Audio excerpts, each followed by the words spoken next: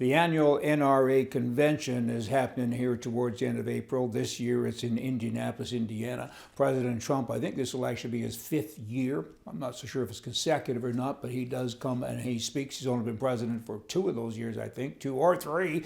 You figure it out. But in any event, he's president now, and he is the most gun-friendly president that the United States has ever had. Certainly in our lifetime and probably forever and ever. And he will address all the members and give a chat, and it's kind of cool. He's a keynote speaker. Now, I have free ticket for you. If you want it, send us an email, admin@rightedition.com, and the 21st, 21 blackjack, the 21st email that we get, I'll send you all a free ticket and hope to see you there. That'll be kind of fun. Pyramid Air. They're a neat little company. They probably will have a booth at the NRA show. I think they're at this SHOT Show. I shouldn't be thinking in kind of, sort of, maybe in so much because I've been around so much. Oh, I should have seen them there, but I'm not positive.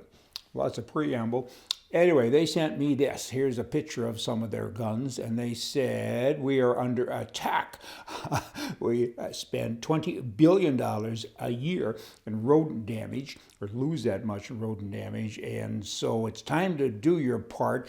Get out into your backyard and clean it up. And boomity-boomity, boom, boom, boom.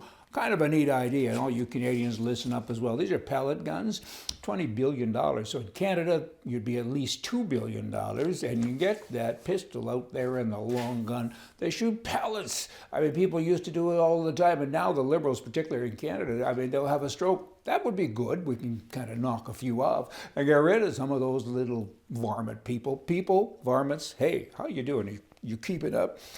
Anyway, $20 billion, that's a huge number. In Kentucky, recently, the governor there signed a law to say that you can now have concealed firearms without a permit. It's called constitutional carry. I think that takes it to about 17 or maybe 18 states that say, why do we have to get a permit? We already have one. That's called the Constitution. We're allowed to carry a gun. Bad guys carry a gun hidden. Why can't good guys?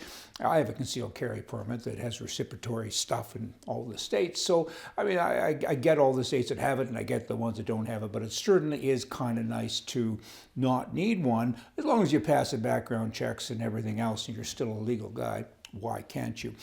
It recognizes the Second Amendment of the Constitution of the United States of America. The governor goes on to say this is America. Not everyone agrees on everything. A lot of people don't agree with this. For those people who are offended at this very idea and don't like it, there are other places in America where they can go live. Kind of cute. In Illinois, there's a Democrat there that's pushing to ban the Second Amendment sanctuary cities. Really. It's all right to have sanctuary cities and even states for immigrants, but you can't have it for guns. And you know what? It's all puff and fluff anyway. I mean, it's a statement. I mean, it doesn't have anything to do with the law as we know it. In the U.S. state counties, just in Illinois, there's 26 counties that have said, you know, that for sanctuary, and they go over to Washington State, there's 10, and New Mexico, there's 25, Oregon, there's 8, and there's another, you know, bunch of them in other states. So everyone's trying to make a statement. It's symbolic, it's kind of fun, kind of cool, kind of needed too, but because you need people to get it.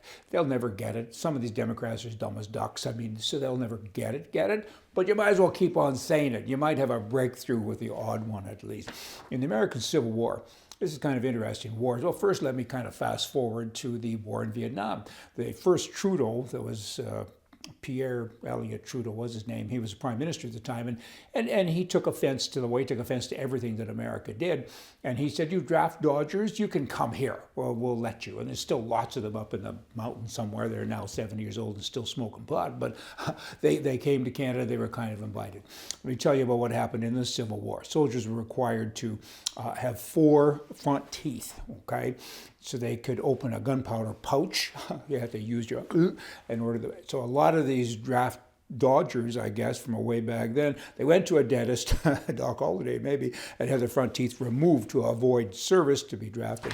I think I'd rather fight the war. Y'all come back here tomorrow. We'll have more stuff for you from the right. See ya.